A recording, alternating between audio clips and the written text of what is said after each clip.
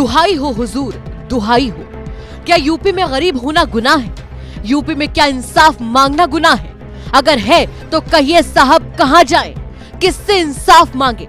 अगर हाँ तो खुलकर कह दीजिए साहब कि अब इंसाफ भगवान राम ही देंगे और थाने में सिर्फ लाठियां मिलेंगी। ये कहानी है राम बाबू तिवारी की, एक आम बाप की, जिसके पास न रुतबा था, न रिश्ता और ना ही किसी थानेदार से पहचान। बस एक ही जुर्म था, उसकी गरीबी। एक दिन अचानक पुलिस आती है और बिना पूछे ताछे राम बाबू के बेटे सिद्धार्थ तिवारी को उठा ले जाती है। जुर्म नाबालिग बच्ची के साथ रेप। लेकिन अभी क्लाइमैक्स बाकी है। एक लड़के पर बलात्कार का आरोप, वो भी नाबालिग के साथ। पिता राम बाबू थाने गए, अफसरों के पैर पकड़कर बोले कि मेरा बेटा बेगुनाह है। लेकिन पुलिस को तो जैसे स्क्रिप्ट पहले से मिली थी, आओ फाइल बनाओ, जेल में डालो। हर दिन राम बाबू किसी न किसी अफसर के आगे हाथ जोड़ते रहे, कहते रहे कि साहब मेरा बेटा बेगुनाह है, हुजूर सुनिए तो। लेकिन जवाब मिलता रहा, आज नहीं कल आना। एसएचओ साहब मीटिंग में है, दरोगा साहब व्यस्त है।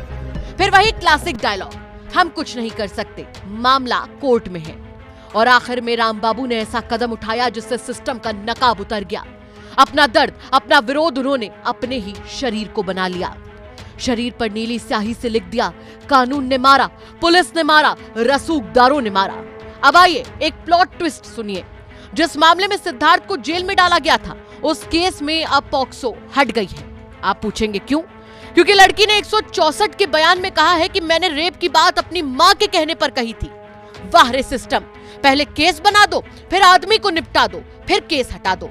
और कहते हो कि जमानत मंजूर है, पर राम बाबू उनके लिए कोई जमानत है क्या?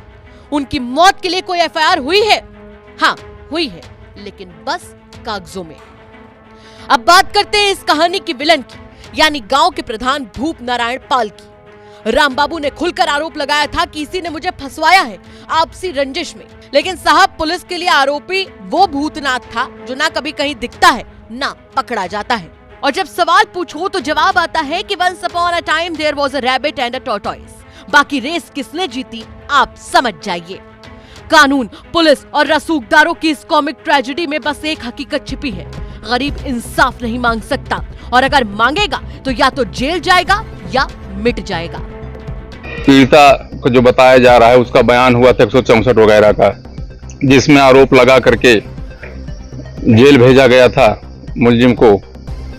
उसका बयान देखा गया, विधिवत जांच किया गया तो पता चला कि ऐसा कोई बयान ही नहीं जिससे ये धाराएं बन रही है। पॉक्सो एक्ट की बन रही है, 376 की बन रही है, जिसको विलोपित किया गया। और साधारण धारा 323, 506 में आज बेल हुई है और रिहाई जा चुकी है। असत्य पर सत्य की विजय हुई है आज। अगर आप हमारा वीडियो YouTube पर देख रहे हैं तो चैनल को सब्सक्राइब करें और बेल आइकन को दबाएं।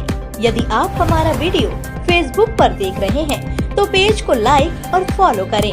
धन्यवाद।